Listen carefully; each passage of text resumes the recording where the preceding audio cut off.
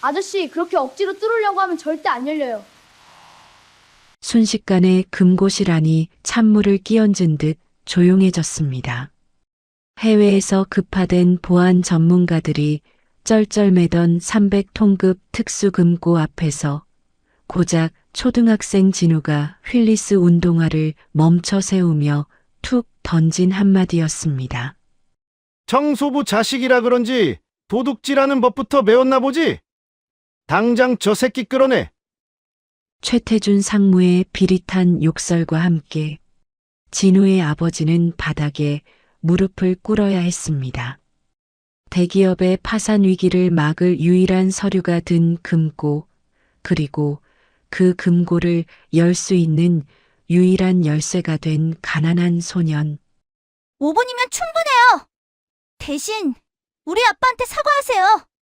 모두가 비웃던 소년의 손끝이 금고 다이얼에 닿는 순간 대한민국 서열 1위 기업의 추악한 민낯이 비명을 지르며 열리기 시작합니다. 과연 소년은 아버지를 구하고 무너진 정의를 바로 세울 수 있을까요? 오늘의 사연 시작합니다. 대한민국 금융의 심장부라고 불리는 TK그룹 본사 건물은 밤이 깊었음에도 불구하고 전층의 불이 환하게 밝혀져 있었습니다. 특히 지하 7층에 위치한 특수 금고실 주변은 평소보다 10배는 많은 보안 요원들이 배치되어 개미 한 마리 얼씬거리지 못하게 삼엄한 경비를 서고 있었죠. 금고실 내부로 들어서자마자 느껴지는 공기는 숨이 막힐 정도로 무겁고 뜨거웠습니다. 거대한 쇠문을 마주하고 선 독일 기술자들은 이마에서 흐르는 땀을 닦을 새도 없이 커다란 기계식 드릴을 붙잡고 사투를 벌이고 있었습니다. 하지만 다이얼 주변에 구멍을 뚫으려던 드릴 날은 찢어지는 듯한 쇳소리만 낼 뿐, 이내 불꽃을 튀기며 허무하게 부러져 나갔습니다. 지켜보던 최태준 상무가 들고 있던 위스키 잔을 바닥에 내던지며 기술자의 멱살을 거칠게 움켜잡았습니다. 이 쓸모없는 인간들아, 전 세계에서 제일 잘한다는 놈들을 불러왔더니 고작 드릴 날이나 부러뜨리고 있어? 내일 아침 9시면 전 세계 채권자들이 몰려올 텐데 저 안에 있는 서류 못 꺼내면 당신들뿐만 아니라 당신들 가족까지 이 땅에서 발 못 붙이게 할 줄 알아. 독일인 엔지니어가 겁에 질려 파랗게 질린 얼굴로 양손을 휘저으며 대답했습니다. 이건 단순한 기계 결함이 아닙니다. 누군가 내부 시스템에 고주파 간섭을 일으켜서 잠금 핀들을 완전히 엉키게 만들었어요. 지금 여기서 더 힘을 가했다가는 내부에 설치된 비상소각 장치가 작동해서 서류가 잿더미가 될 겁니다. 제발 진정하세요. 최태준 상무가 분에 못 이겨 기술자를 발로 걷어차려던 그때 복도 끝에서 드르르 소리를 내며 낡은 청소용 카트 하나가 천천히 다가왔습니다. 카트를 밀고 있는 사람은 머리에 흰 수건을 두르고 구부정한 자세로 걷는 야간 청소부 한석봉 씨였죠. 그의 곁에는 낡은 교복 상의를 걸치고 책가방을 맨 13살 소년 진우가 휠리스 운동화를 신은 채 바닥을 매끄럽게 지쳐가며 따라오고 있었습니다. 아들의 가방끈을 고쳐 매주던 한석봉 씨가 살벌한 금고실 분위기를 보고는 쏘스라치게 놀라며 고개를 조아렸습니다. 아이고, 상무님, 죄송합니다. 오늘 저희 구역 청소 시간이 좀 늦어져서요. 얼른 저 구석만 닫고 조용히 물러가겠습니다. 최태준 상무가 핏발선 눈으로 한석봉 씨를 쏘아보며 곁에 있던 박 실장에게 소리쳤습니다. 박 실장, 저 냄새 나는 인간들 안 치우고 뭐해? 지금 여기가 구경거리인 줄 알아? 당장 저 카트랑 같이 지하 주차장으로 처박아 버려. 박 실장이 구두 소리를 내며 다가와 한석봉 씨의 어깨를 밀치자 옆에서 무심한 표정으로 금고를 바라보던 진우가 입에 물고 있던 막대 사탕을 와드득 깨물며 말했습니다. 아저씨, 그렇게 억지로 뚫으려고 하면 절대 안 열려요. 안에서 4번이랑 7번 기어가 벌써 어긋나서 꽉 물려버렸거든요. 순식간에 금고시란이 찬물을 끼얹은 듯 조용해졌습니다. 드릴을 들고 있던 독일 기술자들도 씩씩거리던 임원들도 모두 시선을 돌려 낡은 운동화를 신은 작은 소년을 쳐다봤습니다. 최태준 상무가 기가 막힌다는 듯 헛웃음을 터뜨리며 진우에게 다가갔습니다. 야, 이 조그만 놈아. 네가 지금 여기가 어디라고 감히 주둥이를 놀려? 기어? 네가 기어가 뭔지는 알고나 하는 소리야. 한석봉 씨가 겁에 질려 진우의 입을 손으로 틀어막으며 바닥에 무릎을 꿇었습니다. 상무님, 죄송합니다. 제 아들이 기계 만지는 걸 좀 좋아해서 혼자 중얼거리는 겁니다. 애가 철이 없어서 그래요. 한 번만 용서해 주십시오. 하지만 진우는 아버지의 손을 부드럽게 떼어내며 오히려 최태준 상무의 눈을 똑바로 응시했습니다. 소년의 눈빛은 겁에 질린 기색 하나 없이 맑고 깊었죠. 열어드려요? 지금 시작하면 5분이면 충분해요. 아니면 그냥 아저씨들 마음대로 하세요. 10분 뒤면 저 안에 있는 종이들 다 타버릴 텐데. 최태준 상무가 분노로 얼굴을 찌푸리며 주먹을 치켜들 때 금고실 뒤쪽 커다란 문이 열리며 휠체어 바퀴 소리가 들려왔습니다. TK그룹의 창업주이자 살아있는 전설로 불리는 왕 회장이 두터운 담요를 무릎에 덮은 채 나타났습니다. 왕 회장이 손을 들어 최태준 상무를 제지하며 낮은 목소리로 말했습니다. 멈춰라. 저 아이의 눈을 보아하니 허풍을 떠는 것 같지는 않구나. 최태준 상무가 당황하며 왕 회장에게 허리를 굽혔습니다. 회장님, 저런 근본 없는 청소부 자식의 말을 믿으시면 안 됩니다. 지금 이 금고에 그룹의 사활이 걸린 서류가 들어있지 않습니까? 왕 회장이 휠체어를 진우 앞으로 바짝 붙이며 인자하게 미소 지었습니다. 얘야, 정말 5분이면 저 거대한 괴물의 입을 열 수 있겠느냐? 만약 실패한다면 내 아버지는 직장을 잃게 될 것이고 너희 가족은 아주 힘든 시간을 보내게 될 게다. 그래도 해보겠니? 진우는 대답 대신 등에 메고 있던 책가방을 바닥에 내려놓았습니다. 가방 안에서 나온 것은 필통이나 공책이 아니라 아버지가 기계 정비를 할 때 쓰는 기름때 묻은 청진기와 작은 자석 몇 개였습니다. 한석봉 씨는 아들의 돌발 행동에 손을 벌벌 떨며 기도하듯 눈을 감았습니다. 진우가 휠리스 바퀴를 굴려 금고 다이얼 앞에 서자 최태준 상무가 비서의 귀에 대고 살벌하게 속삭였습니다.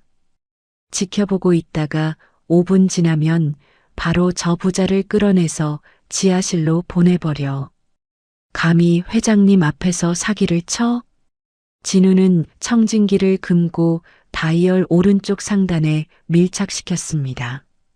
주변에 있던 모든 사람이 숨을 죽이자 금고실 안에는 에어컨 돌아가는 소리와 사람들의 심장 박동 소리만 희미하게 들려왔습니다. 진우는 천천히, 아주 천천히 다이얼을 시계 방향으로 돌리기 시작했습니다. 손가락 끝에 전해지는 미세한 마찰음이 청진기를 타고 진우의 귓속으로 악보처럼 흘러들어왔습니다. 다이얼을 왼쪽으로 2번, 다시 오른쪽으로 반바퀴. 진우의 이마에 땀방울이 맺혔고 소년의 눈동자는 금고 내부의 복잡한 톱니바퀴들이 하나씩 제 자리를 찾아 들어가는 경로를 추적하느라 쉴 새 없이 움직였습니다. 갑자기 금고 내부에서 팅 하는 맑은 금속음이 울려 퍼졌습니다. 지켜보던 독일 기술자가 깜짝 놀라며 자기도 모르게 외쳤습니다. 세상에, 첫 번째 고정 핀이 풀렸어. 저건 소리만 들어서는 절대 맞출 수 없는 위치인데. 최태준 상무의 얼굴이 일그러졌습니다. 그는 초조한 듯 손톱을 깨물며 벽에 걸린 시계를 확인했습니다. 남은 시간은 이제 고작 2분. 진우는 이제 다이얼을 돌리는 속도를 높였습니다. 마치 보이지 않는 손이 금고 안에서 톱니를 하나하나 정성스럽게 옮겨놓는 것 같았죠. 마지막 잠금 장치가 위치한 7번 구역에 도달하자 진우가 갑자기 멈춰 섰습니다. 아빠, 청소 카트에 있는 식용유 좀 줘요. 여기 내부 핀 하나가 너무 뻑뻑해서 소리가 잘 안 들려. 한석봉 씨가 허둥지둥 카트에서 기름통을 꺼내 진우에게 건넸습니다. 진우는 다이얼 틈새로 기름을 한 방울 떨어뜨린 뒤 다시 청진기를 고쳐 잡았습니다. 잠시 후 웅장한 기계음과 함께 금고 내부에서 수십 개의 강철 기둥이 움직이는 소리가 들려왔습니다. 철컥, 철컥, 철컥. 마지막으로 진우가 중앙에 달린 커다란 레버를 온 힘을 다해 아래로 끌어당겼습니다. 슉 하는 소리와 함께 금고 문 틈새에서 차가운 공기가 쏟아져 나왔습니다. 수톤에 달하는 거대한 합금문이 마치 거짓말처럼 부드럽게 뒤로 밀려나며 열렸습니다. 금고실 안에 있던 임원들이 자기도 모르게 탄성을 지르며 박수를 쳤습니다. 왕 회장이 휠체어에서 일어나 떨리는 손으로 금고 안에 보관된 국채 서류 뭉치를 확인했습니다. 오, 서류가 무사하구나. 완벽해. 정말 완벽해. 최태준 상무는 믿을 수 없다는 듯 금고와 진우를 번갈아 보며 멍하니 서 있었습니다. 그의 자존심은 고작 초등학생 아이에게 처참하게 짓밟혔고 그 분노는 이내 서늘한 질투로 변했습니다. 진우는 청진기를 다시 가방에 집어넣으며 아빠의 소매를 잡아당겼습니다. 아빠, 나 진짜 배고파. 우리 아까 약속한 치즈 떡볶이 먹으러 가자. 순대도 시켜줄 거지? 한석봉 씨는 눈물을 훔치며 진우의 머리를 쓰다듬었습니다. 그래, 우리 아들. 장하다. 아빠가 오늘 시장에 있는 거 다 사줄게. 어서 가자. 두 사람이 청소 카트를 밀며 유유히 금고실을 빠져나가자 왕 회장이 그 뒷모습을 흐뭇하게 바라보며 말했습니다. 최 상무, 저 아이와 아버지를 잘 기억해둬라. 저런 인재는 하늘이 우리 그룹에 내려준 축복이야. 최태준 상무는 겉으로는 고개를 숙였지만 속으로는 다른 생각을 하고 있었습니다. 그는 옆에 있던 박 실장의 어깨를 꽉 쥐며 낮은 목소리로 으르렁거렸습니다. 박 실장, 지금 바로 저 꼬맹이 뒷조사 시작해. 저런 기술이 청소부 아들한테 있을 리가 없어. 분명히 저 아비 되는 놈이 금고 설계도를 훔쳤거나 누군가 뒤에서 조종하는 게 분명해. 내일 아침까지 저놈들 약점 하나라도 못 찾아내면 내 목을 칠 줄 알아. 박 실장이 식은땀을 흘리며 대답했습니다. 알겠습니다, 상무님. 지금 즉시 보안팀 가동해서 저 아이가 다니는 초등학교와 거주지, 주변 인물들까지 샅샅이 털겠습니다. 절대로 그냥 넘어가지 않겠습니다. 다음 날 아침 8시 진우가 다니는 햇살 초등학교 정문 앞은 평소와 달리 취재진과 경찰차로 북새통을 이루고 있었습니다. 어젯밤 금고를 여는 영상이 누군가에 의해 인터넷에 유출되면서 천재 금고 소년의 정체를 밝히려는 기자들이 구름처럼 몰려든 것이었죠. 진우가 등교하자마자 수십 개의 마이크가 아이의 얼굴 앞으로 들이밀어졌습니다. 한진우 학생, 어젯밤 TK 그룹 금고를 연 비결이 뭡니까? 아버지가 가르쳐 주신 건가요? 아니면 혹시 미리 비밀번호를 알고 있었나요? 진우는 당황하여 책가방 끈을 꽉 움켜쥔 채 뒷걸음질 쳤습니다. 그때 반 친구인 민성이 다가와 기자들 앞에서 큰 소리로 비웃었습니다. 에이, 기자 아저씨들, 속지 마세요. 얘네 아빠 그냥 청소부예요. 맨날 화장실 청소나 하는 아저씨인데 무슨 기술이 있겠어요? 분명히 어디서 훔친 거겠죠. 주변 아이들이 낄낄거리며 진우를 손가락질하기 시작했습니다. 기자들은 이제 아이의 천재성이 아니라 그 이면에 숨겨진 비리나 절도 가능성에 초점을 맞춰 질문을 쏟아냈습니다. 멀리서 검은 선글라스를 쓴 사내들이 무전기에 대고 작게 속삭였습니다. 대상 확인. 여론 조성은 끝났습니다. 지금 바로 연행하겠습니다. 진우의 눈앞이 어지러워졌습니다. 방금 전까지 영웅 대접을 받던 소녀는 이제 어른들이 짜놓은 거대한 음모의 덫에 걸려 허우적거리기 시작했습니다. 교실 창밖으로 보이던 맑은 하늘 위로 먹구름이 순식간에 몰려오며 거센 빗방울이 떨어지기 시작했습니다. 소년의 낡은 운동화가 빗물에 젖어 무겁게 느껴지는 순간이었습니다. 학교 교문 앞에 쏟아지는 빗줄기는 차가웠습니다. 진우는 쏟아지는 질문 세례와 카메라 플래시 사이에서 숨을 쉴 수가 없었죠. 기자들은 마치 굶주린 짐승들처럼 어린 소년을 에워싸고 대답을 강요했습니다. 멀리서 검은색 고급 승용차 한 대가 빗물을 가르며 다가오더니 정문 앞에 급브레이크를 밟으며 멈춰 섰습니다.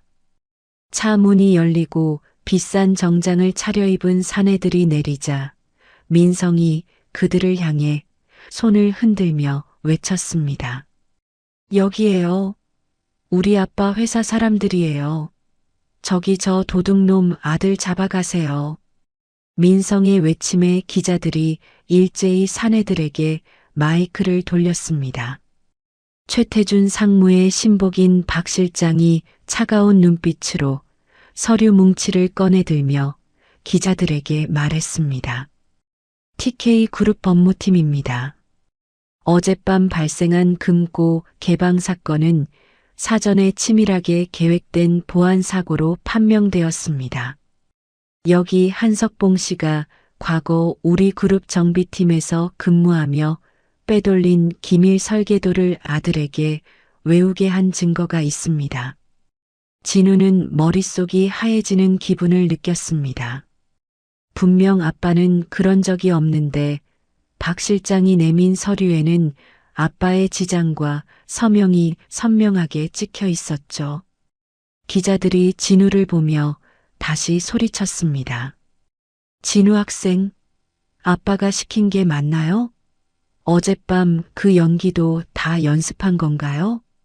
진우는 가슴이 답답해져서 가방끈을 꽉 쥔 채 소리쳤습니다. 아니에요. 아빠는 나쁜 짓 안 했어요. 내가 그냥 들려서 연 거라고요. 하지만 소년의 가녀린 외침은 거센 빗소리에 묻혀버렸습니다. 사내들이 진우의 팔을 거칠게 낚아채려 할 때 저 멀리서 아빠의 낡은 청소용 카트가 엎어지는 소리가 들렸습니다. 한석봉 씨가 비틀거리며 달려와 진우의 앞을 가로막았습니다. 이게 무슨 짓입니까? 내 아들한테 손대지 마세요. 우리 진우는 아무 잘못 없습니다. 박 실장이 비릿한 웃음을 지으며 한석봉 씨의 뺨을 서류 뭉치로 툭툭 쳤습니다. 한석봉 씨, 당신이 감히 우리 상무님을 속여? 이 조작된 정비일지 좀 보라고. 당신이 10년 전부터 이 금고를 털려고 계획했다는 증거가 여기 다 있어. 경찰들 오고 있으니까 가서 설명해. 한석봉 씨는 억울함에 몸을 떨며 박 실장의 멱살을 잡으려 했습니다. 누가 조작했다는 거야? 이건 내가 평생 기계를 고치며 적어온 일지라고. 당신들이 뭔데 내 인생을 쓰레기로 만들어. 그때 경찰차의 사이렌 소리가 학교 운동장을 가득 메웠습니다. 경찰들이 차에서 내려 한석봉 씨의 양팔을 뒤로 꺾어 수갑을 채웠습니다. 진우는 아빠의 바짓가랑이를 붙잡으며 울부짖었습니다. 아빠 가지 마. 아저씨들, 우리 아빠 놔주세요. 아빠는 나쁜 사람 아니에요. 경찰이 진우를 거칠게 밀쳐내자 한석봉 씨는 바닥에 얼굴을 박은 채 절규했습니다. 진우야, 울지 마. 아빠 금방 돌아올 거야. 저 사람들 말 믿지 마라. 진우는 빗물 섞인 흙탕물 바닥에 고꾸라졌습니다. 민성과 아이들이 그 모습을 보며 손가락질하며 낄낄거렸습니다. 박 실장은 만족스러운 듯 휴대폰을 꺼내 최태준 상무에게 보고했습니다. 상무님, 계획대로 처리했습니다. 이제 그 아이는 영웅이 아니라 사기꾼의 자식이 되었습니다. 여론도 완전히 돌아섰습니다. 진우는 차갑게 식어가는 아빠의 체온을 느꼈던 손바닥을 바라보며 이를 악물었습니다. 경찰차가 떠난 자리에 홀로 남겨진 소년에게 다가온 것은 우산 하나였습니다. 보안팀 신입사원인 수연이 진우의 머리 위로 우산을 씌워주며 낮은 목소리로 말했습니다. 진우야, 여기서 이러고 있으면 안 돼. 지금 내 아빠를 구할 수 있는 건 너밖에 없어. 진우가 고개를 들어 수연을 쳐다봤습니다. 수연의 눈에는 안타까움과 미안함이 가득 담겨 있었죠. 누나 누구예요? 우리 아빠 아저씨들이 잡아갔는데. 누나도 나쁜 사람이에요?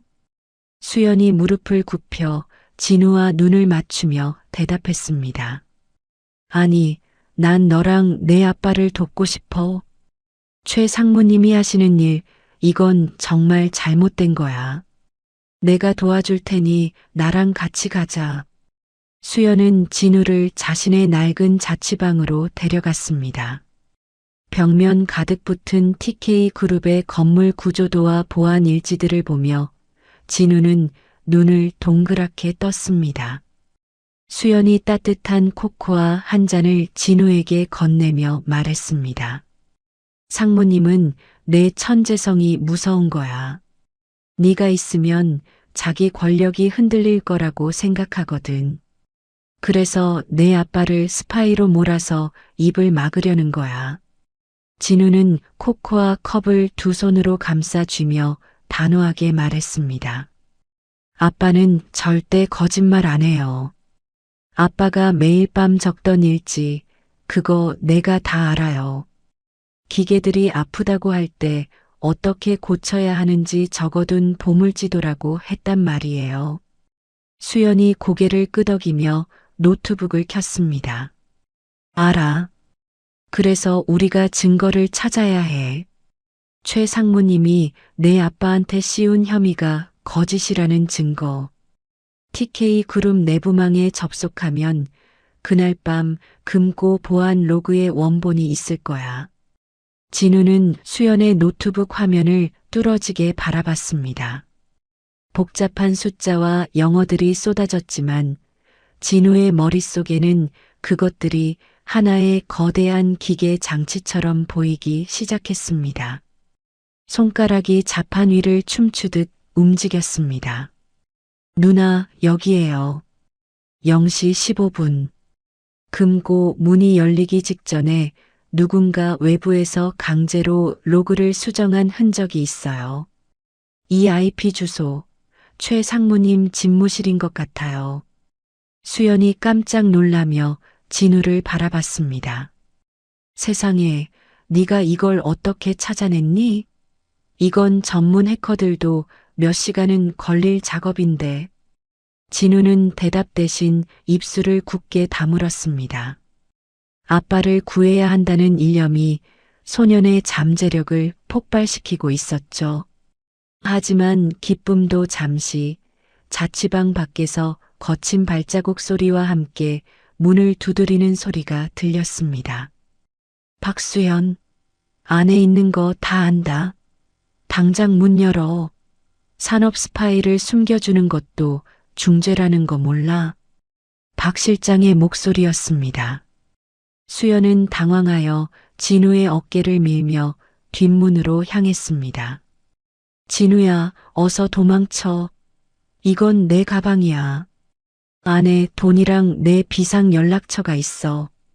학교 친구 민성이네 집 근처에 있는 창고로 가. 민성이가 괴롭히긴 해도 그 집안이랑 최 상무 사이가 안 좋아서 거기가 제일 안전할 거야. 진우는 수연이 건넨 가방을 메고 창문을 통해 밖으로 뛰어내렸습니다. 빗줄기는 아까보다 더욱 거세졌고 소년의 뒤로 사내들의 고함이 들려왔습니다. 진우는 휠리스 바퀴를 굴리며 빗물이 고인 골목을 미친 듯이 질주했습니다. 어둠 속에서 번쩍이는 가로등 불빛이 진우의 그림자를 길게 늘어뜨렸습니다. 한편 최태준 상무는 집무실 소파에 앉아 비서가 건네준 영상을 보고 있었습니다. 영상 속에는 한석봉 씨가 지하 취조실에서 온몸이 젖은 채 의자에 묶여 있는 모습이 담겨 있었죠. 태준이 인터폰을 대고 차갑게 명령했습니다.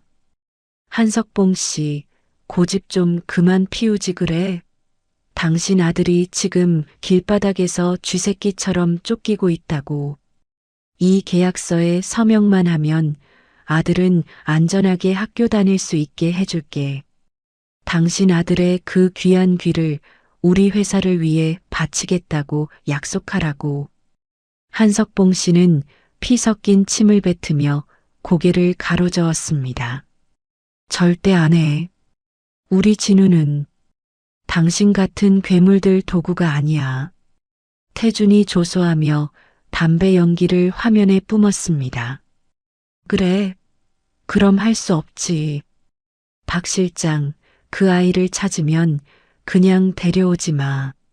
손가락 하나 정도는 못 쓰게 해도 상관없으니까 확실하게 겁을 줘서 데려와. 진우는 민성이네 집 근처 폐창고에 도착했습니다.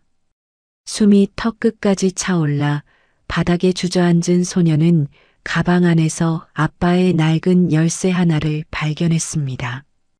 그것은 아빠가 항상 목에 걸고 다니던 지하 8층 보관실의 열쇠였습니다. 진우는 열쇠를 손에 꼭 쥐며 눈물을 닦았습니다. 아빠, 기다려. 내가 꼭 아빠 구하러 갈게. 그 나쁜 아저씨들이 아빠한테 사과하게 만들 거야. 소년의 눈빛은 더 이상 평범한 초등학생의 것이 아니었습니다. 복수심과 정의감이 뒤섞인 천재의 눈은 어둠 속에서 차갑게 빛나고 있었습니다. 창고 밖에서는 여전히 경찰차의 사이렌 소리가 들려오고 있었고 진우는 다음 계획을 위해 아빠의 일기장을 펼쳤습니다. 그곳에는 최태준 상무가 가장 두려워할 만한 금고의 비밀이 적혀 있었기 때문입니다. 폭풍전야와 같은 정적이 흐르는 가운데 소년의 긴 싸움이 본격적으로 시작되고 있었습니다. 폐창고 안에 서늘한 공기가 진우의 살갗을 파고들었지만 소년은 추위를 느낄 겨를도 없었습니다. 진우는 무릎 위에 놓인 아버지의 낡은 일기장을 한 장 한 장 넘기며 그 속에 숨겨진 본사 지하 시설의 도면을 머릿속에 통째로 그려넣기 시작했죠. 일기장 갈피에는 빛바랜 설계 도면과 함께 기계는 거짓말을 하지 않지만 사람은 소리로 속인다라는 글귀가 굵은 글씨로 적혀 있었습니다. 진우는 가방 속에 있던 소형 드론 조종기를 꺼내들며 나직하게 입술을 뗐습니다. 아빠, 무서워하지 마세요. 금방 갈게요. 진우는 민성인의 별장 근처에서 몰래 가져온 고성능 드론을 창밖으로 날려보냈습니다. 드론에 장착된 열화상 카메라가 전송하는 영상이 진우의 태블릿 화면 위로 푸르스름하게 나타났죠. TK그룹의 비밀 연구소 입구에는 방탄복을 입은 보안 요원들이 2인 1조로 서서 날카로운 눈빛으로 주변을 감시하고 있었습니다. 진우는 드론을 건물의 환기구 내부로 밀어넣어 보이지 않는 곳의 센서 위치와 경비팀의 교대 시간을 꼼꼼히 기록했습니다. 잠시 후 진우는 근처 편의점에서 구한 노란색 비닐 우비를 깊게 눌러쓰고 오토바이 배달원들이 쓰는 낡은 헬멧을 썼습니다. 여기 지하 2층 연구실에서 주문한 피자 배달 왔는데요. 결제가 미리 안 돼서 직접 받아가셔야 합니다. 진우가 미리 녹음해둔 성인 남성의 목소리를 변조기로 재생하며 인터폰에 대고 말했습니다. 보안 요원이 짜증 섞인 표정으로 모니터를 확인하더니 작은 소년의 체구를 보고는 의심 없이 철문을 열어주었죠. 진우는 화물용 승강기 구석에 몸을 숨긴 채 감시 카메라가 회전하는 각도를 계산해 복도의 사각지대를 고양이처럼 빠르게 통과했습니다. 마침내 아버지가 갇힌 것으로 보이는 특수보안구역 앞에 도달했을 때였습니다. 갑자기 천장의 스피커에서 귀를 찢는 듯한 경보음이 울리며 붉은 조명이 회전하기 시작했습니다. 침입자 발생. 지하 3구역에 침입한 배달부 차림의 소년을 즉시 생포하라. 복도 끝에서 쏟아져 나온 요원들이 진우를 향해 그물을 던지며 압박해왔습니다. 진우는 휠리스 바퀴를 굴려 바닥을 미끄러지듯 빠져나갔으나 이내 막다른 벽 앞에 가로막히고 말았죠. 뒤쪽에서 들리는 차가운 구두 소리와 함께 최태준 상무가 조소를 머금은 채 나타났습니다. 최태준 상무가 진우의 헬멧을 낚아채 바닥에 내동댕이 치며 소리쳤습니다. 제 발로 무덤을 찾아왔구나, 꼬맹아. 내 아비가 있는 곳을 그렇게 알고 싶었나 보지. 진우는 무릎이 쓸려 피가 배어나오는 와중에도 최태준 상무를 쏘아보며 대답했습니다. 아빠를 어디로 보냈어요? 당신이 꾸민 거짓말들, 내가 다 세상에 보여줄 거예요. 최태준 상무가 진우의 멱살을 잡으려 할 때 뒤편에서 휠체어를 탄 왕 회장이 지팡이로 바닥을 쾅 하고 울렸습니다. 그만해라. 아이에게 손을 대는 건 인류가 할 짓이 아니다. 한진우, 네가 그렇게 어떤 금고든 다 연다지? 왕 회장의 신호에 요원들이 검은 천에 덮인 육중한 물체를 중앙 테이블 위로 올렸습니다. 천을 걷어내자 은은한 구릿빛 광택이 흐르는 다이얼도 구멍도 없는 매끄러운 금속 덩어리가 모습을 드러냈습니다. 왕 회장이 진우의 맑은 눈을 뚫어지게 바라보며 서늘한 목소리로 말했습니다. 이것은 내가 30년 전 직접 설계하고 봉인한 침묵의 상자다. 이 안에 내 아버지를 자유롭게 해줄 수 있는 유일한 증거가 들어있지. 네가 이걸 열어낸다면 아버지를 데리고 여기서 나가도 좋다. 최태준 상무가 당황하며 왕 회장의 휠체어 옆으로 다가갔습니다. 회장님, 이 아이는 스파이의 자식입니다. 이런 중대한 기회를 주시면 안 됩니다. 왕 회장이 최태준 상무를 매서운 눈빛으로 제지하며 진우에게 서류 한 장을 내밀었습니다.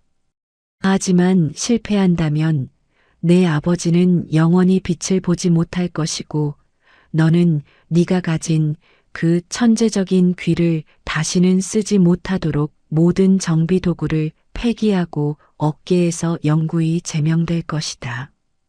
그래도 하겠느냐? 진우는 떨리는 손으로 각서에 서명한 뒤 금고 앞에 섰습니다. 최태준 상무는 비열하게 웃으며 주머니 속의 리모컨 버튼을 몰래 눌렀습니다. 순간 금고실 사방에 설치된 초지향성 스피커에서 고막을 후벼 파는 듯한 고주파 소음이 쏟아져 나왔습니다. 으악, 머리가 깨질 것 같아요. 진우는 귀를 막으며 바닥을 뒹굴었습니다. 일반인에게는 들리지 않는 주파수였지만 청각이 수만 배 예민한 진우에게는 수천 개의 송곳이 뇌를 찌르는 고통이었죠. 최태준 상무가 바닥에 쓰러진 진우를 내려다보며 조롱 섞인 어투로 말했습니다. 왜 그러니? 소리가 안 들려서 못 열겠어? 너 같은 천민이 감히 우리 가문의 비밀을 훔치려 하니 벌을 받는 게다. 진우는 고통 때문에 눈물과 콧물을 쏟아내면서도 필사적으로 금고를 향해 기어갔습니다. 하지만 지독한 소음은 기계 내부의 미세한 핀 소리를 완벽하게 가려버렸습니다. 그때였습니다. 보안실 서버를 해킹해 시스템을 교란하던 수연의 목소리가 진우의 귓가에 차고 있던 소형 통신기로 흘러나왔습니다. 진우야, 정신 놓지 마. 지금 메인 전력을 과부하시켜서 소음 장치를 10초 동안만 정지시킬 거야. 지금이야. 수연의 외침과 함께 끔찍한 고주파음이 멈추고 거대한 고요가 방 안에 내려앉았습니다. 진우는 찰나의 기회를 놓치지 않고 아버지가 남긴 낡은 청진기를 금고의 차가운 금속판에 대었습니다. 진우는 이제 귀가 아니라 자신의 심장 박동과 금고 내부의 공명을 일치시키며 숨을 멈췄습니다. 소년의 손가락 끝이 미세하게 떨리며 다이얼이 없는 표면 아래의 온도를 읽어내려갔죠. 찾았어. 여기가 이 녀석의 심장이야. 진우는 금속판의 특정 지점을 아주 강한 압력으로 누르며 오른쪽으로 비틀었습니다. 그러자 매끄러웠던 표면이 톱니바퀴 돌듯 정교하게 갈라지며 내부 장치가 돌출되었습니다. 진우는 번개 같은 속도로 고정 핀들을 재조합했고 마침내 텅하는 묵직한 소리와 함께 상자가 열렸습니다. 상자 안에서 나온 것은 수조원의 돈이 아니라 최태준 상무의 부친이 과거 왕 회장의 장남을 사고로 위장해 살해했다는 구체적인 살인 공모 일지였습니다. 이게 도대체 어떻게 된 일이냐? 최 상무, 내 아비가 내 아들을 죽였단 말이냐? 왕 회장이 서류를 집어들며 부르르 떨리는 목소리로 사유를 내질렀습니다. 최태준 상무의 얼굴이 하얗게 질리며 곁에 있던 요원들에게 미친 듯이 소리쳤습니다. 안 돼. 저 애를 죽여. 저 서류 당장 빼서. 한 놈도 살려보내지 마. 요원들이 일제히 권총을 뽑아들자 진우는 서류를 품에 안고 창문 쪽으로 온 힘을 다해 몸을 날렸습니다. 진우는 미리 가방에 넣어두었던 고강도 와이어 총을 천장의 석가래에 쏘아 로프를 걸었습니다. 아이는 마치 한 마리의 작은 새처럼 허공을 가르며 강화 유리를 깨고 밖으로 튀어나갔죠. 잡아. 저 꼬마를 절대로 놓치지 마라. 최태준 상무의 비명이 등 뒤에서 멀어져 갔습니다. 진우는 비바람이 몰아치는 건물 외벽에 매달려 아래를 향해 미끄러져 내려갔습니다. 지상에서는 수연이 미리 준비한 오토바이 시동을 걸며 진우를 향해 손을 흔들고 있었습니다. 진우는 지면 근처에서 로프를 놓으며 수연의 등 뒤로 가볍게 안착했습니다. 누나, 아빠는요? 아빠도 구했어요? 수연이 오토바이의 가속 페달을 힘껏 밟으며 비바람 속에서 대답했습니다. 지금 내 동료들이 다른 출구로 아버지를 빼돌리고 있어. 일단 너부터 이 포위망을 나가야 해. 저놈들이 도로를 봉쇄하기 시작했어. 오토바이는 빗길을 가르며 검은 세단들의 추격을 따돌리고 어둠 속으로 질주했습니다. 진우는 품속에 아는 서류를 젖지 않게 꽉 움켜쥐며 이를 악물었습니다. 추격해오는 차들의 헤드라이트가 무섭게 번쩍이며 오토바이를 압박했지만 진우의 눈에는 공포보다 더 단단한 결의가 서려 있었습니다. 아저씨, 이제 시작이야. 내가 당신이 숨긴 모든 걸 다 열어버릴 거니까. 진우는 아버지가 남긴 일기장의 마지막 페이지에 적힌 비밀 장소를 떠올렸습니다. 그곳은 TK 그룹 본사 지하 깊숙한 곳에 숨겨진 모든 진실의 종착지인 마스터 휠이 있는 곳이었습니다. 소녀는 이제 도망자가 아니라 거대한 탐욕의 제국을 무너뜨린 유일한 마스터키가 되어 어둠 속을 가로질렀습니다. 차가운 빗물이 소년의 뺨을 때렸지만 진우의 가슴 속에는 그 어느 때보다 뜨거운 복수의 불꽃이 타오르고 있었습니다. 왕 회장의 배신감과 최태준 상무의 광기가 충돌하는 본사의 밤은 이제 막 시작되려 하고 있었습니다. 성인들의 추악한 비리가 얽힌 거대한 매듭을 13살 소년의 작은 손끝이 하나씩 풀어헤치기 시작했습니다. 이제 세상은 이 작은 소년이 열어젖힐 거대한 진실의 문 앞에서 숨을 죽이게 될 것입니다. 폭우를 뚫고 도심을 가로지른 오토바이가 도착한 곳은 강남 외곽에 폐쇄된 지하철 검수고였습니다. 수연이 젖은 머리를 쓸어넘기며 오토바이 시동을 끄자 진우는 품 안에 소중히 안고 있던 서류 뭉치를 꺼내어 상태를 살폈습니다. 검수고 내부는 낡은 철 냄새와 기름 찌든 향이 진동했지만 진우는 그 익숙한 냄새 속에서 오히려 안도감을 느꼈습니다. 수연이 젖은 옷을 털어내며 진우의 어깨를 꽉 쥐고 떨리는 목소리로 말했습니다. 진우야, 정말 고생했어. 그 상황에서 침묵의 상자를 열어내다니. 누나는 네가 정말 자랑스러워.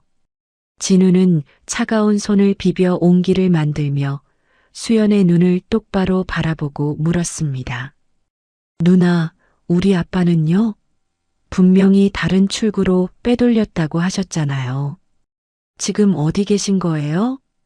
수연이 침울한 표정으로 고개를 떨구며 낮은 목소리로 대답했습니다. 미안해, 진우야. 태준의 부하들이 생각보다 훨씬 빨랐어.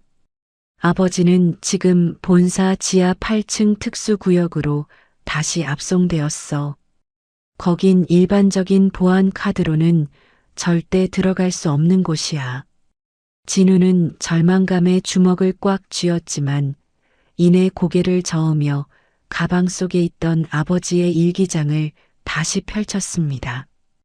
일기장 사이에서 발견된 낡은 황동 열쇠 하나가 천장에 희미한 전등 불빛을 받아 차갑게 빛나고 있었죠. 진우가 열쇠를 들어 올리며 결연한 표정으로 입술을 뗐습니다.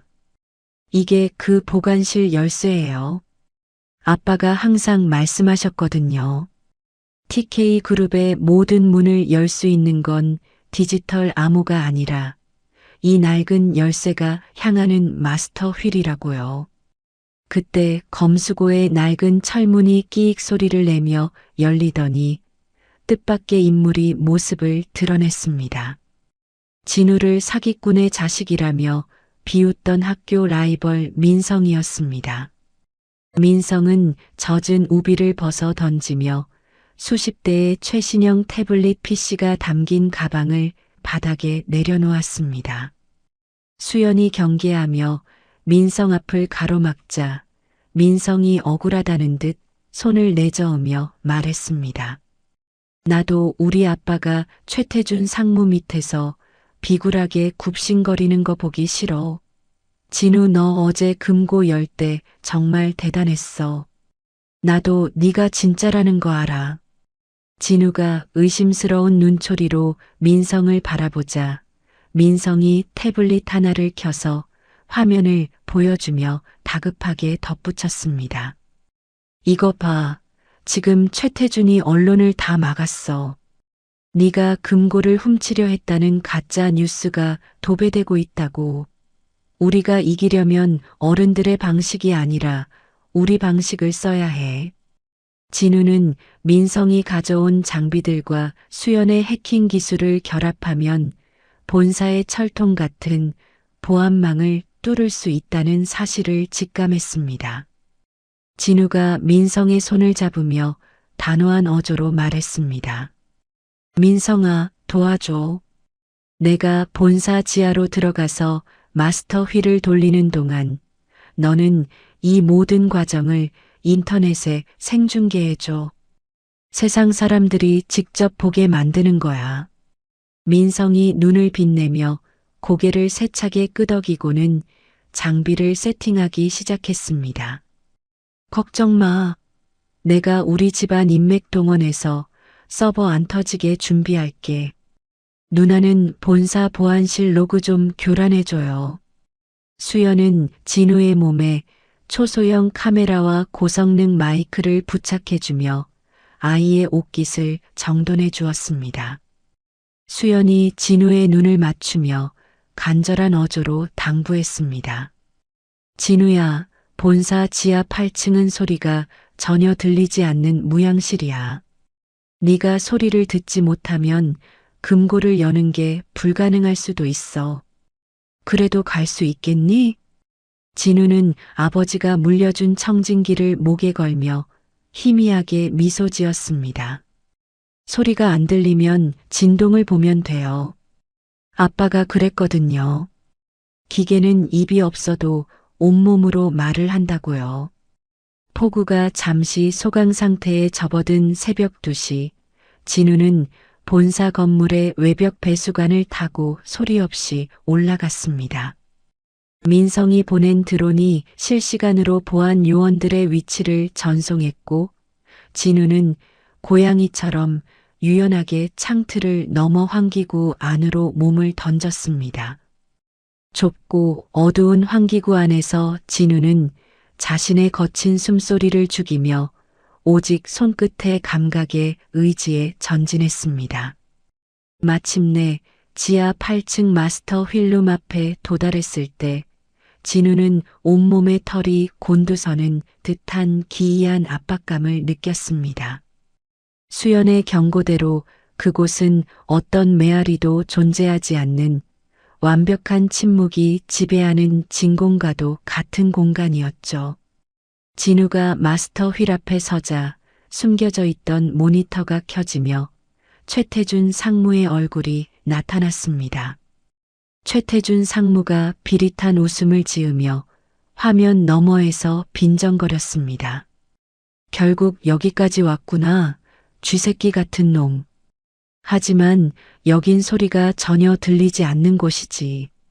네가 아무리 귀가 좋아도 무용지물일 거다. 최태준 상무가 버튼을 누르자 방 안에 산소가 급격히 빠져나가며 진우의 숨통을 조이기 시작했습니다. 진우는 어지러움 속에서도 눈을 감고 마스터 휠의 거대한 다이얼에 손을 올렸습니다. 소리는 들리지 않았지만 손바닥을 타고 전해지는 미세한 정전기와 금속의 떨림이 진우의 뇌세포를 깨웠습니다. 진우가 가쁜 숨을 몰아쉬며 다이얼을 시계 반대 방향으로 아주 천천히 돌렸습니다. 들려. 아니, 보여. 기계가 움직이는 리듬이. 진우의 머릿속에는 보이지 않는 톱니바퀴들이 빛의 선으로 연결되어 거대한 지도를 그려내기 시작했습니다. 민성은 밖에서 이 모든 광경을 스마트폰 수천 대를 통해 전 세계로 실시간 스트리밍하고 있었습니다. 댓글창에는 저 아이가 진짜다. TK가 숨긴 진실을 밝혀라라는 응원의 메시지가 폭포수처럼 쏟아졌죠. 산소 부족으로 진우의 시야가 흐려질 때쯤 마침내 묵직한 황동 열쇠가 제자리를 찾아 들어갔습니다. 철컥. 침묵을 깨는 단 하나의 진동이 진우의 온몸을 관통했습니다. 거대한 마스터 휠이 회전하며 본사 건물의 모든 잠금 장치가 동시에 해제되는 소리가 전산망을 타고 울려 퍼졌습니다. 지하 8층의 두꺼운 철문이 열리며 그토록 그리워하던 아버지 한석봉 씨의 모습이 나타났습니다. 진우는 비틀거리며 달려가 아버지의 품에 안겼습니다. 아빠, 나 여기 있어요. 내가 문 열었어요. 한석봉 씨는 눈물을 흘리며 아들을 꽉 껴안고 거친 손으로 아이의 등을 토닥였습니다. 진우야, 내 아들 진우야. 네가 이 아비를 살렸구나. 정말 고생 많았다. 하지만 감동의 재회도 잠시 복도 끝에서 수십 명의 무장보안 요원들을 이끌고 최태준 상무가 직접 나타났습니다. 최태준 상무가 권총을 뽑아들며 광기 어린 눈으로 소리쳤습니다. 이게 끝이라고 생각하지 마라. 여기서 너희 부자를 흔적도 없이 지워버리면 진실 따위는 아무도 알 수 없어. 태준이 방아쇠를 당기려는 찰나 민성이 설치한 모든 전광판에서 태준의 비리가 담긴 자백 영상이 동시에 흘러나오기 시작했습니다. 본사 건물을 에워싸고 있던 시민들과 기자들이 함성을 지르며 안으로 들이닥쳤습니다. 최태준 상무는 당황하여 총을 떨어뜨린 채 주저앉았고 진우는 아버지의 손을 꼭 잡고 그를 차갑게 내려다보았습니다. 아저씨, 세상에는 당신이 절대로 잠글 수 없는 게 있어요. 그건 바로 사람들의 마음이에요. 새벽 공기가 본사 로비를 시원하게 훑고 지나가며 소년의 땀을 식혀주었습니다. 진우는 이제 도망자가 아닌 닫힌 세상을 열어젖힌 진정한 영웅으로서 아버지와 함께 당당히 첫 발을 내디뎠습니다.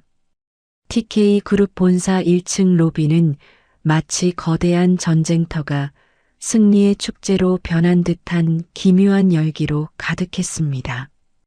전광판에 흐르는 최태준 상무의 비리 영상은 멈추지 않았고 로비를 가득 메운 기자들의 카메라 플래시는 진우와 아버지를 향해 쉴 새 없이 터져나왔죠.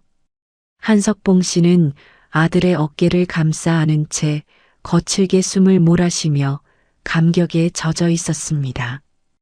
그때 군중 사이를 뚫고 수연이 달려와 진우의 얼굴을 어루만지며 안도 섞인 미소를 지었습니다. 진우야, 정말 대단해. 전 세계 사람들이 지금 네가 한 일을 다 지켜봤어. 이제 아무도 너희를 도둑이라고 부르지 못해. 진우는 수연의 손을 잡고 수줍게 웃었지만 이내 눈빛을 갈무리하며 최상층 회장실을 올려다보았습니다. 아직 끝내지 못한 숙제가 남아 있었기 때문이죠. 진우는 아버지의 손을 꼭 쥐고 군중들을 향해 당당하게 입을 열었습니다. 여러분, 아직 열리지 않은 문이 하나 더 있어요. 최태준 상무가 억지로 숨겨둔 가장 추악한 비밀이 들어있는 금고예요. 진우의 말에 장내가 술렁였고 시민들과 기자들은 마치 약속이라도 한 듯 진우의 뒤를 따라 회장실로 향하는 승강기에 몸을 실었습니다. 회장실 문이 열리자 그곳에는 이미 모든 것을 포기한 듯 바닥에 주저앉아 있는 최태준 상무가 보였습니다. 태준은 실성한 듯 웃으며 벽면에 매립된 거대한 검은색 금고 판도라를 가리켰습니다. 그래, 와서 열어봐라. 하지만 저건 나도 비밀번호를 모른다. 열려고 시도하는 순간 본사 서버가 통째로 날아가게 되어 있어. 네가 감히 저걸 감당할 수 있을 것 같으냐? 진우는 태준의 협박에도 아랑곳하지 않고 판도라 금고 앞으로 천천히 걸어갔습니다. 민성이 태블릿 PC를 높이 들어 올리며 진우의 뒷모습을 전 세계에 생중계하기 시작했죠. 진우는 목에 걸린 아버지의 낡은 청진기를 꺼내 차가운 금속 표면에 가져다 대었습니다. 장내에는 바늘 떨어지는 소리조차 들리지 않을 만큼 팽팽한 긴장감이 감돌았습니다. 다이얼을 오른쪽으로 반 바퀴, 다시 왼쪽으로 아주 미세하게 3번. 진우의 손가락 끝은 마치 현악기를 다루는 거장처럼 섬세하게 움직였습니다. 금고 내부에서 수천 개의 핀이 춤을 추듯 맞물리는 소리가 진우의 귓가를 타고 뇌리로 선명하게 전달되었습니다. 진우는 눈을 감고 기계의 심장 박동을 느끼며 마지막 암호를 조합해 나갔습니다. 철컥, 철컥, 철컥. 3번의 웅장한 기계음이 회장실 벽면을 진동시켰습니다. 진우가 중앙 레버를 묵직하게 잡아당기자 판도라 금고의 거대한 문이 마치 항복이라도 하듯 천천히 열렸습니다. 그 안에서 쏟아져 나온 것은 수조 원의 무기명 채권과 정관계 로비 장부들이었습니다. 기자들이 달려들어 증거 사진을 찍기 시작했고 경찰들이 들이닥쳐 최태준 상무의 팔에 수갑을 채웠습니다. 태준은 연행되면서도 진우를 향해 저주의 말을 퍼부었지만 진우는 그를 보지 않았습니다. 진우는 금고 깊숙한 곳에서 발견한 낡은 편지 봉투 하나를 집어들었죠. 그것은 10년 전 사고로 위장되어 쫓겨났던 아버지의 명예를 회복시켜줄 왕 회장의 친필 사과문이었습니다. 진우가 봉투를 아버지에게 건네자 한석봉 씨는 주저앉아 소리내어 울음을 터뜨렸습니다.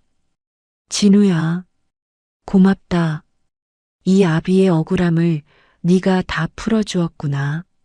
정말 고맙다. 진우는 아버지의 등을 다독이며 그제야 긴장을 풀고 환하게 웃었습니다. 그 모습은 전 세계로 중계되었고 수억 명의 사람들이 소년 영웅의 탄생에 환호를 보냈습니다. 모든 소동이 가라앉고 해가 뉘엿뉘엿 지기 시작할 무렵 진우와 아버지는 수연과 민성을 데리고 동네 작은 분식집을 찾았습니다. 화려한 본사 건물과는 비교도 할 수 없는 낡고 좁은 곳이었지만 4사람의 얼굴에는 세상 그 누구보다 행복한 빛이 서려 있었죠. 아주머니, 여기 치즈 떡볶이 4인분이랑 튀김 전부 다 주세요. 순대랑 오뎅도 많이요. 진우가 활기차게 주문을 외치자 분식집 아주머니가 웃으며 산더미 같은 만찬을 차려내 왔습니다. 한석봉 씨는 떡볶이 국물을 튀김에 찍어 진우의 앞접시에 놓아주며 흐뭇하게 말했습니다. 진우야, 1,000억 원 준다는 회장님 제안은 정말 괜찮겠니? 그거면 너 평생 공부 걱정 없이 살 텐데. 진우는 튀김을 입안 가득 베어 물며 고개를 세차게 가로저었습니다. 아빠, 난 그런 큰 돈보다 아빠랑 이렇게 마주 앉아서 떡볶이 먹는 게 훨씬 좋아. 그리고 내 실력은 돈으로 사고 팔 수 있는 게 아니라고요. 옆에서 순대를 먹던 민성이 깔깔거리며 진우의 어깨를 쳤습니다. 맞아. 우리 진우는 자존심 빼면 시체지. 야, 대신 우리 집 놀러 오면 맛있는 거 내가 쏠게. 너 덕분에 우리 아빠도 정신 차렸거든. 수연도 따뜻한 어묵 국물을 마시며 진우의 머리를 쓰다듬어 주었습니다. 진우야, 오늘이 내 인생에서 가장 빛나는 날이야. 하지만 앞으로 더 멋진 일들이 너를 기다리고 있을 거야. 누나가 항상 옆에서 지켜봐 줄게.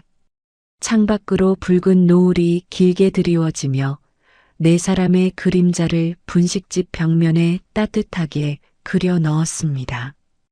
가장 낮은 곳에서 묵묵히 먼지를 닦던 청소부 부자가 가장 높은 곳의 위선을 무너뜨리고 쟁취한 소중하고 소소한 승리의 만찬이었습니다. 진우는 매콤한 떡볶이 맛에 연신물을 들이켜면서도 웃음을 멈추지 않았습니다. 어두운 금고실의 차가운 금속음보다 지금 들리는 사람들의 웃음소리가 소년에게는 훨씬 더 아름다운 음악처럼 들려왔습니다. 하지만 승리의 여운이 가시기도 전 진우는 주머니 속에서 미세한 진동을 느꼈습니다. 최태준 상무가 체포되기 직전 바닥에 떨어뜨렸던 기괴한 리모컨이었습니다. 리모컨의 화면에는 붉은색 숫자가 긴박하게 줄어들고 있었습니다. 소년의 직감이 다시 한번 위험을 알리며 등줄기에 서늘한 기운을 불어넣었습니다. 진우는 떡볶이를 먹다 말고 굳은 표정으로 리모컨을 뚫어지게 응시했습니다. 본사 지하 깊숙한 곳, 아직 끝나지 않은 악의 잔재가 조용히 숨을 몰아쉬고 있었습니다. 분식집의 낡은 텔레비전에서는 최태준 상무의 구속 소식이 연일 보도되고 있었습니다. 떡볶이 김이 모락모락 올라오는 평화로운 식탁 위로 갑자기 차가운 그림자가 드리운 것은 순식간이었죠. 진우의 주머니 속에서 울리던 기괴한 리모컨의 진동이 멈추는가 싶더니 갑자기 본사 건물 방향에서 땅이 흔들리는 거대한 굉음이 들려왔습니다. 한석봉 씨가 젓가락을 떨어뜨리며 창밖을 내다보았습니다. 진우야, 방금 저 소리. 설마 본사 건물이냐? 하늘로 연기가 솟구치고 있구나. 진우는 본능적으로 리모컨의 붉은 액정을 확인했습니다. 숫자는 0을 가리키며 깜빡이고 있었고 그것은 최태준이 설치해둔 마지막 자폭 장치가 가동되었음을 의미했습니다. 진우가 자리를 박차고 일어나며 외쳤습니다. 아빠, 거기 계세요. 수연 누나, 본사 지하에 아직 대피 못한 직원들이 있어요. 진우는 휠리스 바퀴를 굴려 미친 듯이 본사 건물을 향해 달렸습니다.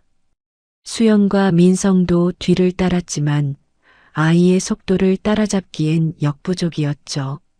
무너져 내리는 본사 로비에 도착했을 때 진우는 먼지 구름 사이로 아버지가 자신을 따라 뛰어들어오는 모습을 발견했습니다. 한석봉 씨는 잔해 속에 갇힌 동료 청소부 아저씨를 구하기 위해 위험한 기둥 아래로 몸을 밀어넣고 있었습니다. 아빠, 위험해요. 당장 나오세요. 진우의 비명이 채 끝나기도 전 천장에 거대한 합금 구조물이 굉음과 함께 한석봉 씨의 머리 위로 쏟아져 내렸습니다. 동시에 보이지 않는 곳에서 발생한 강력한 초음파 충격파가 진우의 고막을 직격했습니다. 진우는 머리가 깨질 듯한 통증에 비명을 지르며 바닥을 뒹굴었습니다. 눈앞에 아버지는 무거운 철골 아래 깔려 신음하고 있었고 진우의 귓가에선 삐하는 날카로운 이명만이 울려 퍼졌습니다. 잠시 후 세상은 거짓말처럼 조용해졌습니다. 아니, 조용해진 것이 아니라 소리가 완전히 사라져버렸습니다. 진우가 입을 벌려 아빠를 불렀지만 자신의 목소리조차 들리지 않았습니다. 아무 소리도 들리지 않는 정적의 공간 속에서 수연이 울먹이며 자신을 흔드는 모습만이 무음 영화처럼 지나갔습니다. 진우는 자신의 귀를 부여잡고 공포에 질려 바닥을 긁어댔습니다. 절대 청각을 가진 소년에게 소리가 없는 세상은 죽음보다 더한 지옥이었습니다. 일주일 뒤 하얀 벽지가 차가운 병실 안에서 진우는 멍하니 창밖을 바라보고 있었습니다. 아버지는 척추 신경이 손상되어 하반신 마비 판정을 받은 채 옆 병실에서 사투를 벌이고 있었죠. 의사가 진우의 눈앞에서 입을 벙긋거렸지만 진우는 그가 무슨 말을 하는지 알 수 없었습니다. 진우는 떨리는 손으로 옆에 있던 컵을 바닥에 떨어뜨려 보았습니다. 유리 파편이 사방으로 튀었지만 그 어떤 소리도 소년의 뇌에 닿지 않았습니다.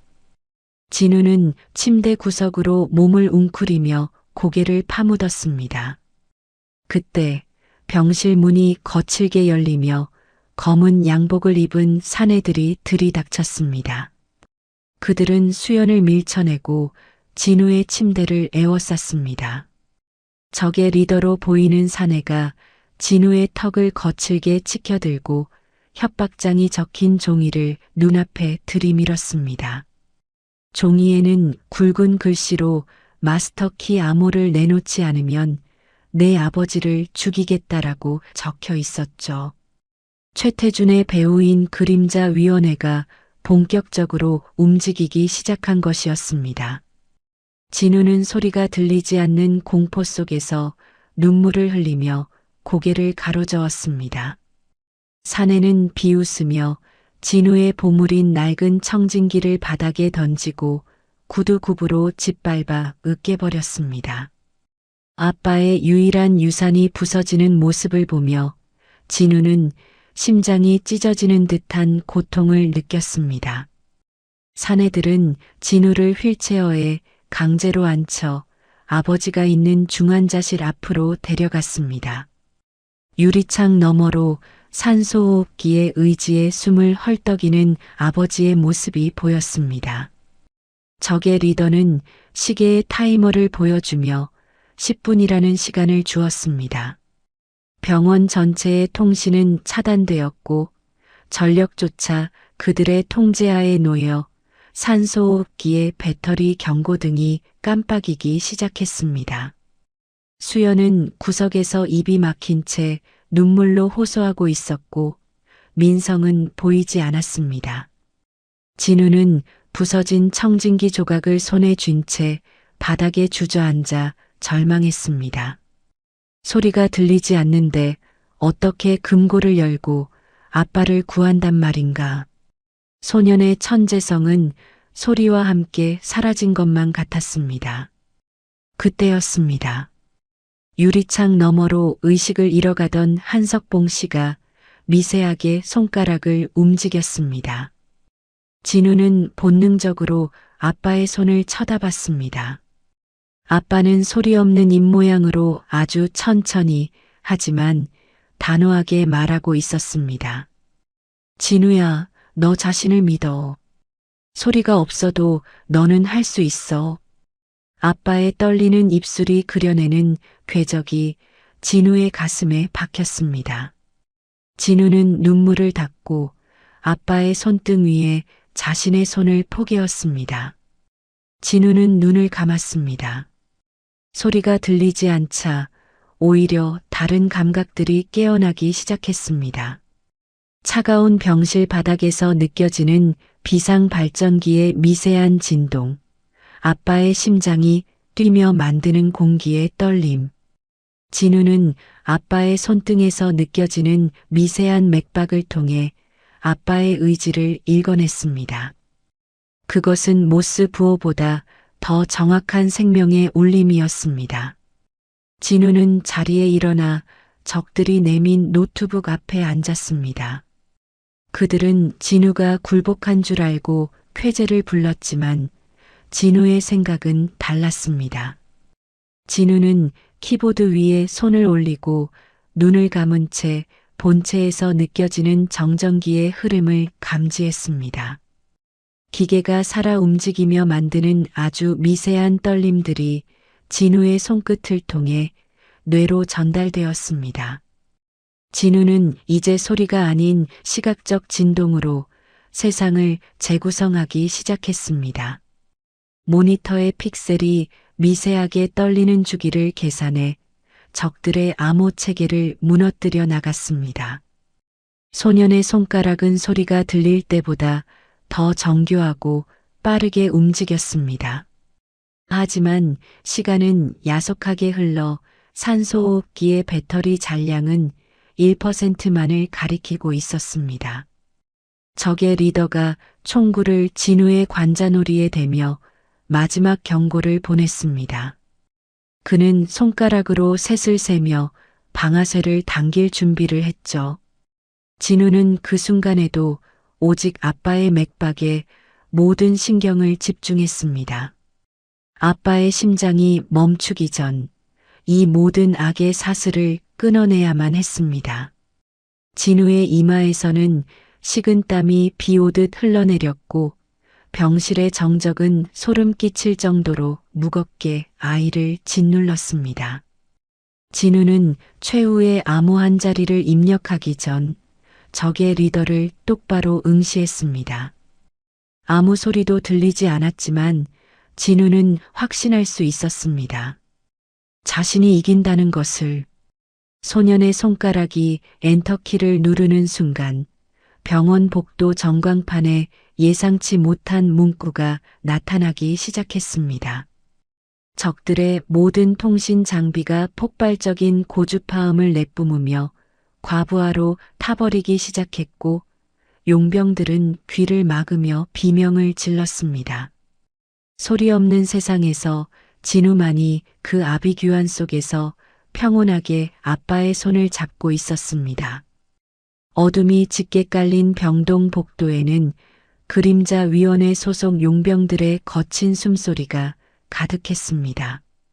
하지만 진우의 세상은 그 모든 소음이 거세된 채 오로지 차가운 정적만이 지배하는 진공 상태와 같았죠. 적의 리더인 흑기사는 진우의 머리에 총구를 겨눈 채 산소호흡기의 전원 버튼 위로 손가락을 가져갔습니다. 진우는 들리지 않는 소리 대신 자신의 뺨을 스치는 서늘한 금속의 감촉과 흑기사의 비릿한 담배 냄새로 상황을 읽어냈습니다. 이제 마지막이다. 암호를 입력하지 않으면 내 아비는 10초 안에 숨이 멎을 거야. 흑기사가 입모양을 크게 벌려 협박했지만 진우는 그의 입술 움직임조차 보지 않은 채 눈을 감았습니다. 진우는 키보드 위에 놓인 열 손가락에 모든 신경을 집중했습니다. 소리가 사라진 뒤 진우의 감각은 기계가 내뱉는 미세한 정전기적 흐름과 회로가 타 들어가는 열기를 포착하기 시작했죠. 진우의 손가락 끝이 키보드 위를 스칠 때마다 뇌리에는 보이지 않는 데이터의 파동이 시각화되어 폭포수처럼 쏟아졌습니다. 하나, 둘. 흑기사가 카운트다운을 시작하며 전원 스위치를 누르려는 찰나 진우의 손가락이 엔터키를 강하게 내리쳤습니다. 동시에 병실 천장에 달린 비상용 스피커와 용병들의 귀에 꽂힌 무전기에서 인간이 감당할 수 없는 초고주파 비명이 터져 나왔습니다. 용병들은 귀를 부여잡고 바닥을 뒹굴며 비명을 질렀지만 진우에게는 그 아비규환조차 무성 영화의 한 장면처럼 평온했습니다. 진우는 비틀거리는 흑기사의 팔을 뿌리치고 중환자실 문을 박차고 들어갔습니다. 아빠 정신 차리세요. 진우는 소리내어 울었지만 자신의 목소리는 들리지 않았습니다. 진우는 산소호흡기 내부 기판을 맨손으로 뜯어내어 복잡하게 얽힌 전선들을 하나하나 어루만졌습니다.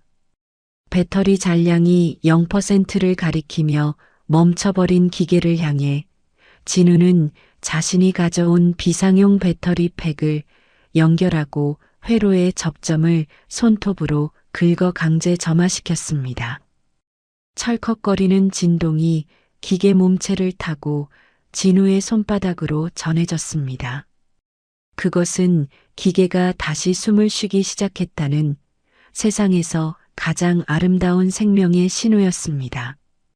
그때 복도에서 정신을 차린 용병들이 총을 다시 집어들고 중환자실로 들이닥치려 했습니다. 유리창 너머로 그들의 그림자가 보이자 진우는 옆에 서 있던 수연을 향해 필사적으로 수신호를 보냈습니다. 수연은 입에 물린 테이프를 겨우 떼어내고 진우의 눈빛을 읽어냈습니다. 진우야, 오른쪽 환기구. 거기에 내가 숨겨둔 가스 살포기가 있어. 수연의 목소리는 진우에게 닿지 않았지만 진우는 수연의 입술 모양과 가리키는 손가락 끝을 보고 즉시 몸을 날렸습니다.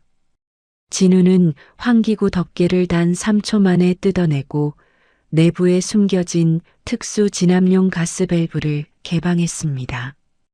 병실 내부로 하얀 가스가 쏟아져 나오자 요원들은 시야를 잃고 허공에 총을 난사하기 시작했습니다. 진우는 바닥을 기어다니며 요원들의 구두굽이 바닥을 치는 진동을 감지하고 그들의 위치를 피해 아버지를 안전한 구석으로 옮겼습니다. 누나, 지금이에요. 경찰들에게 보낸 신호가 곧 도착할 거예요. 진우는 수연의 손바닥에 손가락으로 글씨를 쓰며 상황을 전달했습니다. 수연은 고개를 끄덕이며 진우가 건네준 해킹 단말기를 이용해 병원의 폐쇄회로 화면을 조작하여 경찰 특공대의 진입 경로를 열어주었습니다. 잠시 후 옥상에서 로프를 타고 내려온 특공대원들이 유리창을 깨고 진입했습니다. 요원들은 순식간에 제압당했고 흑기사는 분노에 찬 눈으로 진우를 노려보다 결국 수갑이 채워진 채 끌려나갔습니다. 상황이 종료되자 진우는 아버지가 누운 침대 곁에 주저앉아 거친 숨을 몰아쉬었습니다. 경찰들의 입모양이 어지럽게 움직였고 간호사들이 달려와 아버지의 상태를 체크했습니다. 진우는 그들의 소란스러운 움직임 속에서 혼자만 다른 차원에 떨어진 듯한 소외감을 느꼈습니다. 하지만 아버지가 천천히 눈을 뜨고 진우의 뺨을 어루만지는 순간 그 소외감은 눈 녹듯 사라졌습니다. 아버지의 손바닥에서 느껴지는 따뜻한 온기가 진우의 온몸을 감싸 안았습니다. 진우야, 내 아들, 정말 장하다. 아버지의 목소리는 들리지 않았지만 진우는 아버지의 목을 대가 움직이는 리듬과 입술의 미세한 떨림으로 그 말을 완벽하게 이해할 수 있었습니다. 진우는 아버지의 가슴에 머리를 묻고 참았던 울음을 터뜨렸습니다. 비록 세상의 소리는 사라졌지만 아빠의 심장이 만들어내는 묵직하고 규칙적인 박동만큼은 그 어떤 고성능 청진기보다 선명하게 진우의 뇌리를 울리고 있었습니다. 일주일 후 진우는 아버지의 휠체어를 밀며 병원 옥상 정원을 산책했습니다. 아버지는 하반신을 움직일 수 없었지만 진우의 손을 잡고 밝게 웃으며 하늘을 가리켰습니다. 진우는 이제 소리가 들리지 않는 것을 슬퍼하지 않았습니다. 오히려 바람이 나뭇잎을 스치며 만드는 미세한 공기의 파동을 눈으로 읽고 햇살이 지면에 닿아 만드는 온도의 변화를 피부로 느끼며 더 넓은 세상을 보고 있었죠. 수연과 민성이 커다란 꽃다발을 들고 옥상으로 뛰어왔습니다. 민성은 자신이 만든 새로운 통신 보조 장치를 진우의 손목에 채워주며 자랑스럽게 입 모양을 뻥긋거렸습니다. 진우야, 이거 봐. 내가 만든 거야. 소리를 글자로 바꿔주는 장치라고. 진우는 민성의 서툰 입 모양을 보고 웃음을 터뜨리며 그의 어깨를 툭 쳤습니다. 진우는 민성이 건네준 장치보다 그의 진심이 담긴 눈빛에서 더 큰 위로를 얻었습니다. 수연은 진우의 손등에 정의는 승리한다라고 한자 정성껏 적어주었습니다. 진우는 그 글자 하나하나가 자신의 혈관을 타고 흐르는 듯한 벅찬 감동을 느꼈습니다. 그림자 위원회의 실체가 폭로되면서 대한민국을 뒤흔들던 거대한 탐욕의 사슬이 끊어지기 시작했습니다. 언론은 소리 없는 마스터가 일궈낸 기적을 대대적으로 보도했고 시민들은 진우와 그의 아버지를 향해 응원의 메시지를 보냈습니다. 진우는 이제 더 이상 금고를 열어 돈을 찾는 아이가 아니었습니다. 닫힌 세상을 열고 사람들의 얼어붙은 마음을 녹이는 진정한 마스터로 성장해 있었습니다. 해가 뉘엿뉘엿 지는 병원의 저녁, 진우는 아버지의 무릎 위에 머리를 얹고 잠시 눈을 감았습니다. 아무 소리도 들리지 않는 세상이었지만 진우에게는 그 어느 때보다 평화로운 음악이 흐르고 있었습니다. 아빠의 규칙적인 맥박, 바람의 진동, 친구들의 따뜻한 체온이 어우러져 만드는 생명의 교향곡이었습니다. 진우는 소리 없는 미소를 지으며 다짐했습니다. 앞으로 어떤 문이 자신을 가로막더라도 결코 포기하지 않고 그 너머의 진실을 향해 나아가겠다고 말입니다. TK그룹 본사 건물의 거대한 유리 외벽 위로 비온 뒤에 맑은 석양이 부서지며 도심 전체를 황금빛으로 물들이고 있었습니다. 거리의 대형 전광판에는 연일 그림자 위원회의 핵심 인사들이 포승줄에 묶여 압송되는 장면과 최태준 상무에게 무기징역이 선고되었다는 속보가 흐르고 있었죠.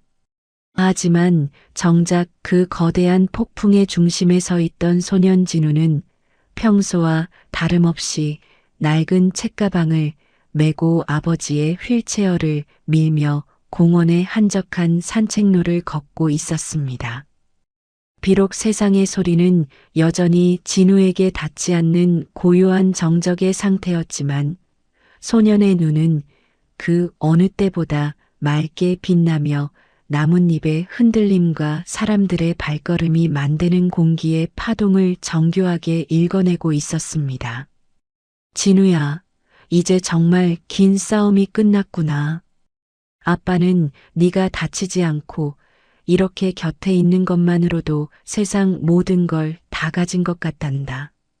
아버지는 휠체어 손잡이를 잡은 진우의 손등 위로 자신의 거친 손가락을 겹치며 아주 느리지만 정성스럽게 한자 한자 마음을 꾹꾹 눌러 적었습니다. 진우는 아버지의 입술 모양을 보지 않고도 손등을 타고 흐르는 그 따뜻하고 묵직한 압력만으로 아버지가 전하고자 하는 깊은 사랑과 안도감을 온몸으로 느낄 수 있었죠. 진우는 걸음을 멈추고 주머니에서 미리 준비한 작은 수첩과 펜을 꺼내어 아빠가 잘 볼 수 있도록 큼지막한 글씨로 답장을 적어 내려갔습니다. 아빠, 전 괜찮아요. 소리가 들리지 않아도 이제 세상이 나에게 말을 거는 법을 배웠거든요. 이건 아빠가 저에게 주신 두 번째 선물이에요.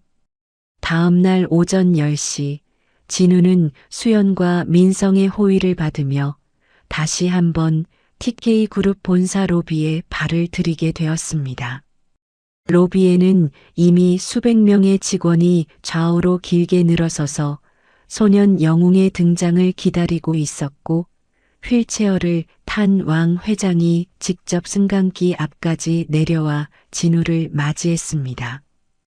왕 회장은 곁에 있던 비서가 건네는 수십억 원의 보상금 수표 뭉치를 뒤로 한 채 진우의 두 손을 꽉 잡으며 주름진 입술을 크게 벌려 진심 어린 사과를 전했습니다.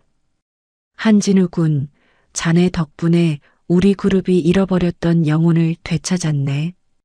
이 거액의 보상금은 자네의 천재성에 대한 정당한 대가이니 부디 거절하지 말게나.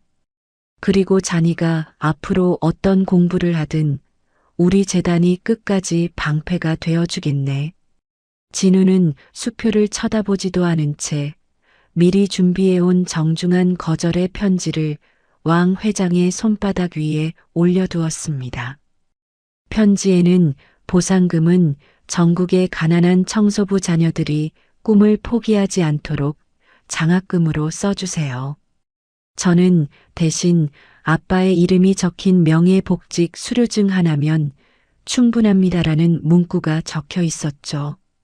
왕 회장은 허허 웃으며 눈시울을 붉혔고 주변에 모여있던 직원들은 누가 먼저랄 것도 없이 소리 없는 박수를 보내며 소년 마스터의 위대한 퇴장을 경건하게 예우했습니다.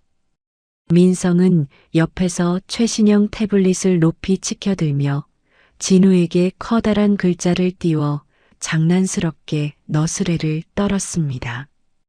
야, 한진우, 너 진짜 고집불통인 건 알아줘야 한다니까. 그래도 역시 내 친구답다. 나중에 우리 집 놀러 오면 내가 아끼는 한정판 게임기는 다 넣어줄게. 약속이다.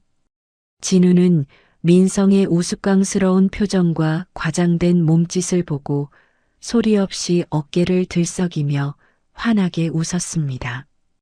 수연은 진우의 젖은 머리카락을 다정하게 정리해주며 이제는 그룹 보안 총괄 이사가 된 자신의 화려한 명함 대신 진우가 좋아하는 캐릭터가 그려진 작은 스티커를 아이의 가방에 붙여주었습니다.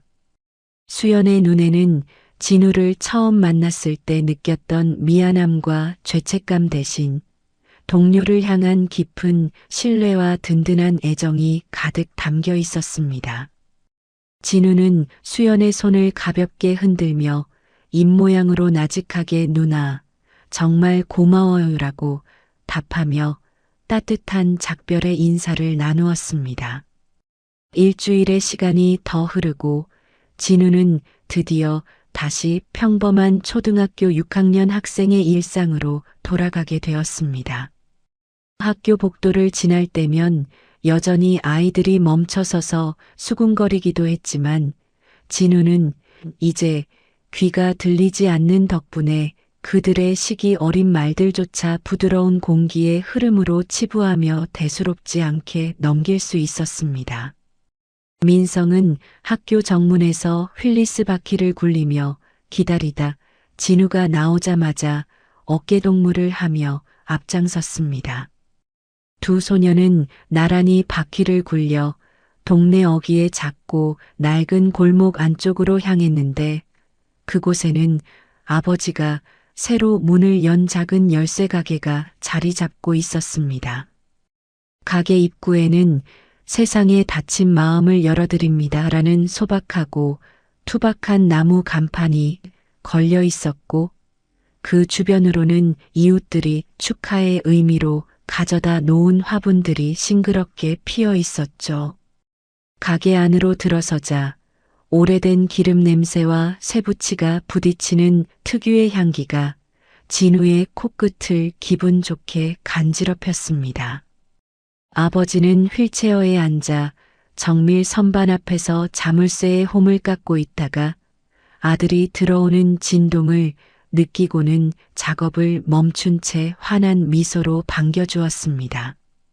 진우는 책가방을 구석에 내려놓고 익숙하게 아빠 옆자리에 앉아 가방에서 소중히 간직해온 낡은 청진기를 꺼내 들었습니다.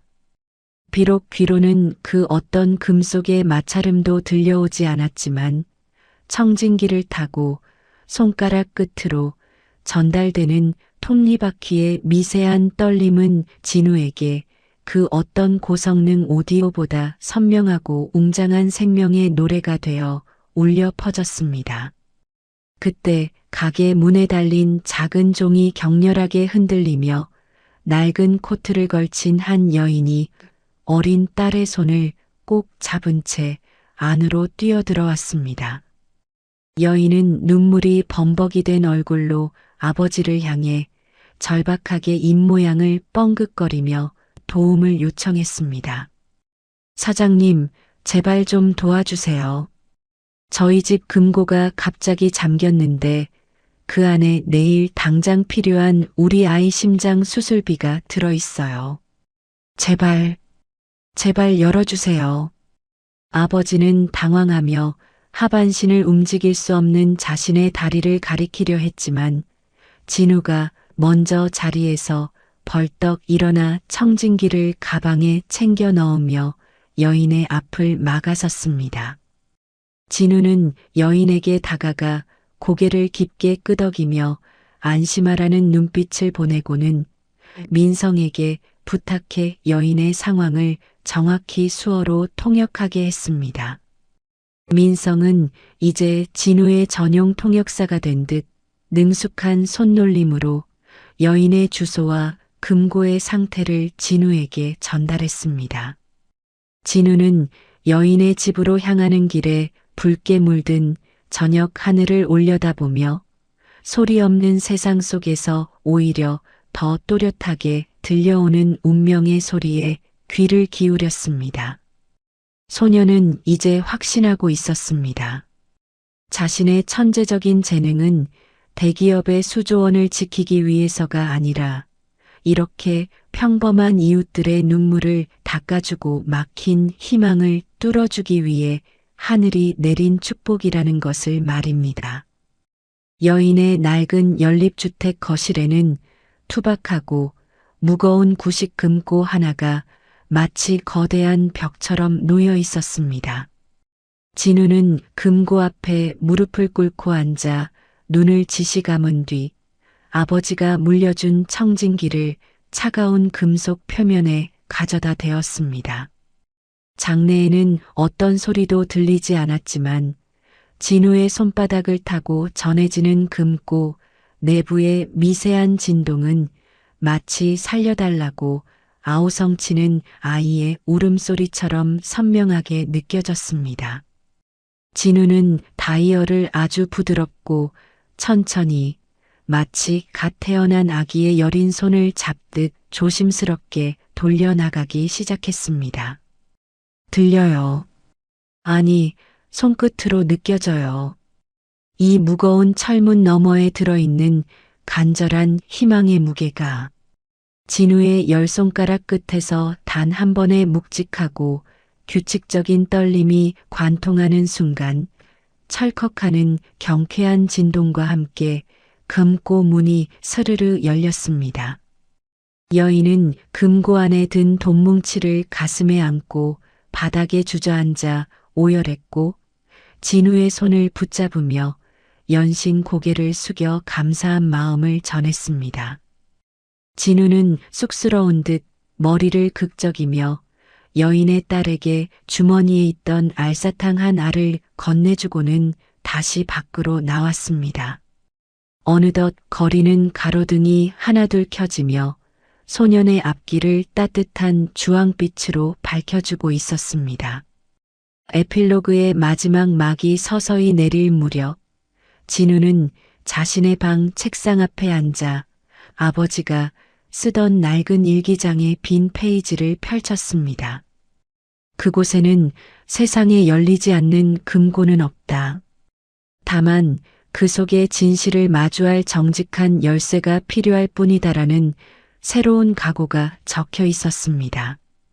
진우는 창문을 활짝 열고 시원한 밤바람이 실어오는 도시의 미세한 진동을 온몸으로 받아들였습니다.